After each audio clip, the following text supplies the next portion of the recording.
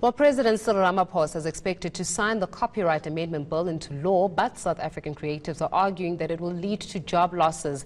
They've signed a petition asking the president not to sign the bill until a thorough review as well as further engagement has been approached. Meanwhile, the Trade and Industry Department is arguing that it will in fact protect authors, composers, artists, as well as other professionals in the publishing sector. The big question is, on Newsnight tonight, is that how is the copyright amendment bill going to affect creatives in our country? So for more on this, I'm joined in studio now by Kaman Patel, who is the CEO of Juta and Company. Thank you so much for joining us on Newsnight this evening. Hi, Faith. Thanks for having me. Now, it almost appears as though the very same people, the creatives, who the bill was set out to protect, right, and this whole this was embarked on in 2017, are coming out and saying, President, don't sign the bill just yet until you've done a thorough research and also execution plan in terms of who exactly this will affect. On the other side of it, the Department of Trade and Industry is saying, no, but this is going to protect even the authors and those that are publishers, etc. So clearly, somewhere, somehow, there's miscommunication about the intention of this very same bill. Yeah, and I think the communication has been done by the creators many times over this period of the past few years of the bill trying to go through government. So if I just set the context, from the creative side, I represent a coalition of the creative industry, and that covers a broad spectrum. So it's authors, it's publishers, it's musicians, it's composers, TV and film producers, a broad spectrum of creatives that this bill will impact. Now, the Copyright Amendment Bill was put into Parliament, and by all means, we are quite pro-copyright law being updated. Our law is more than 40 years old, and it happens throughout the world where law needs to be updated to be relevant to the time. The challenge is not the update. The challenge is the terms of the update and some of the clauses in the update. So it's a highly complex and technical law, for a copyright law. But there are two parts to it. There's fair dealing and fair use. Now, fair dealing is what has been part of the law and is part of the law in many countries. So its ability to trade in copyright material and compensate the rights owner effectively for the trade. Now, fair use is the ability to copy and use copyrighted material, but not fairly compensate the rights owner, and that's the challenge. Now, fair use in some instances could work really well. The challenge we have in this bill is that fair use is very broad. In fact, it's the broadest that we've ever seen it. So the challenge is that it has impact on many industries. Now, if I give you an example of my industry, so I have the good fortune of managing a publishing organization. It's a 166-year organization, South African organization, deeply vested in the education system in South Africa, basic education as well as higher education. Now, if just quickly from a value chain, you have an author that writes a book. He writes an academic textbook, right? You have a publisher that helps him commercialize it. You have a printer or a tech platform that hosts it. You have a retail business that retails it. And you have a university lecturer that uses it to teach a class. And you have a student that actually consumes it, that uses it to learn. Now, when you allow students and lecturers to be able to copy textbooks freely without compensation, whole textbooks, you basically disrupt that value chain, right? You create less incentives for the authors to write material, to update the material, to keep it relevant, because the compensation is not there.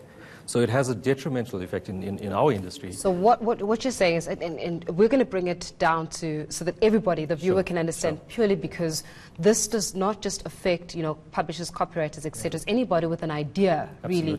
And that idea, you need to be able to understand fully the impact of even having that idea and actually making it known, and what needs to be protected and how do you protect it. So are you saying that, for example, with the author, so the author is there, then we've got that value chain, the end user. Let's take it with the end user right now. The end user is a student that has to copy that material so that they can pass exams, correct? So are we saying that we want that end user, right, who has to write this and copy this, to be able to use it, fair use, so this using the part of fair use, use it without having to necessarily compensate and back to the author? We're saying that that's what the bill will do. Now, that wouldn't be effective for an industry that has a number of participants that receive, I guess, returns from that, right? And all the way back to the creator of the work. And similarly in other industries, in the music industry, in the TV and film industry. Yeah.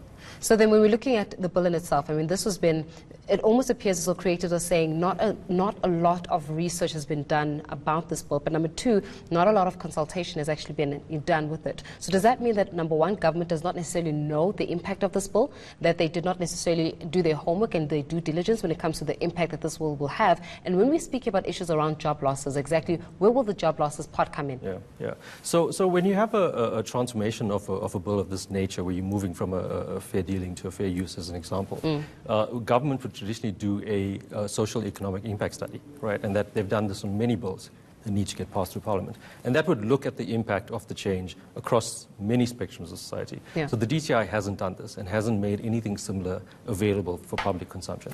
So public haven't been effectively engaged in what the intent of the DTI is and the impact on society and economics.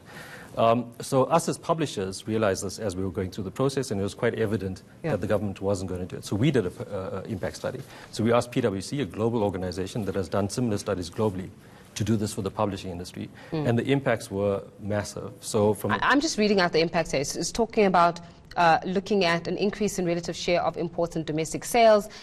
It's talking about the reduction of the relative share of exports, weight decline in employment of around 30% of full-time jobs in the sector alone. I mean, this is like ripple effects. Yeah. And the other industries haven't done this type of impact study. If they did, you'd probably see similar effects on the music industry, on the TV and film industry, and the impacts are quite broad. Now, without effective engagement around these challenges, without acknowledging impact studies that are being done by the commercial sector, because there wasn't a social impact study done by government, without engaging in this, you are putting a bill into practice that may have massive negative repercussions.